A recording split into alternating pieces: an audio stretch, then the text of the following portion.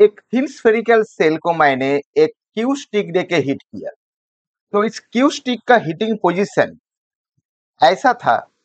तो इस thin spherical cell का जो बॉल है, इसका एक प्योर रोटेशन हो रहा है, इसका कोई स्लाइडिंग और स्लिप नहीं है। तो अभी हम लोगों को फाइंड आउट करना है ये जो क्यू स्टिक एक थिन सेल स्फेरिकल का ऊपर कौन सा पोजीशन में हिट करने पे इसका प्योर रोटेशन हो रहा है, इसका कोई स्लाइडिंग और स्लिप नहीं हो रहा है।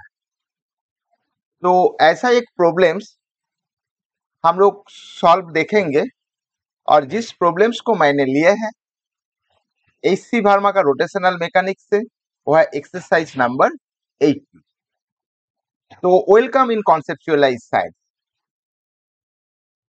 तो पहले प्रॉब्लम्स को देखते हैं। A thin spherical shell of radius R lying on a rough horizontal surface is hit sharply and horizontally by a cube. Where should it be hit so that the cell does not slip on the surface? तो पहले इस problem का हर एक word को हम लोग समझते हैं, क्योंकि इस प्रॉब्लम्स का जो सॉल्व है वो बहुत आसान है, लेकिन इसका कॉन्सेप्ट समझना बहुत इंपॉर्टेंट। तो अभी जो है ये जो थिन स्फेरिकल सेल है, इसका रेडियस है आर, इसका रेडियस है आर, और ये एक राफ हॉरिजॉन्टल सरफेस का ऊपर है। ये जो सरफेस है ये है राफ हॉरिजॉन्टल सरफेस, इसका ऊपर ये लाइन। तो ये क्यू स्टिक दे के जो हिट किया वो शार्पली एंड हॉरिजॉन्टली हिट किया। तो इसका पोजीशन ऐसा है। तो इस जो स्फेरिकल जो बॉल है जो थिन सेल से बना हुआ है, इसका सिर्फ प्योर रोटेशन होगा, कुछ स्लिप और स्लाइडिंग मोशन नहीं हो। तो ये करीब ऐसे ही क्यू स्टिक को हिट किया। तो हिट करने के बाद ये जो स्फेरिकल है तो इसका सिर्फ प्योर रोटेशन हो रहा है। तो अभी इसने थिन स्फेरिकल सेल क्यों बोला? तो इसीलिए बोला इसका जो आई हो, आई मोमेंट ऑफ इनर्शिया, वो होगा 2/3 mr²। और ये ओनली सॉलिड स्फेरिकल होता तो इसका आई होता 2/5 mr², ये होता सॉलिड, और यह है थिन सेल। तो इसीलिए इस प्रॉब्लम में इंडिकेट कर दिया है थिन स्फेरिकल सेल। तो अब इस प्रॉब्लम्स का जो है ये जो रोटेशन है, इसका जो एंगुलर वेलोसिटी है वो है ओमेगा, और उसके साथ इसका जो लीनियर वेलोसिटी होगा वो है v, और ये जो डिस्टेंस ये है h, और इसका जो मास है, ये जो स्फेरिकल का जो है थिन सेल से बना हुआ, इसका मास होगा m। तो मैंने इसमें एक लॉ को यूज करेंगे जो है लॉ ऑफ एंगुलर मोमेंटम, मतलब यह है law of conservation of angular momentum.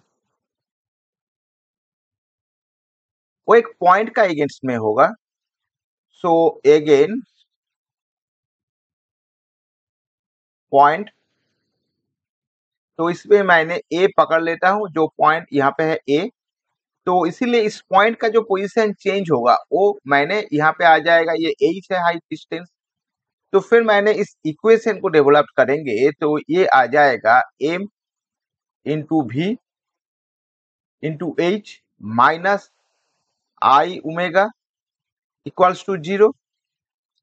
तो इस इक्वेशन का सॉल्व करने से इसका आंसर आ जाएगा। इसका रेडियस है r, इसका एंगुलर वेलोसिटी है ओमेगा, इसका लीनियर वेलोसिटी है v, इसका डिस्टेंस है h, और इसका मास है m। तो मैंने फिर से इस इक्वेशन को यहाँ पे लिखता हूँ। ये होगा m into V into H minus I into omega equals to 0।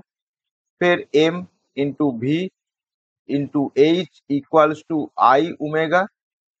तो अभी इस आई का वैल्यू मैंने यहाँ पे लिखता हूँ, जो है I equals to 2/3 M R square. तो फिर M into V into H equals to 2/3 M into R square. इस ओमेगा का वैल्यू है V by R, so into V by R. तो अभी इसमें एम एम कैंसिल हो जाएगा, भी कैंसिल हो जाएगा, इस आर के साथ ये आर स्क्वायर का कैंसिल होकर यहाँ पे आर हो जाएगा।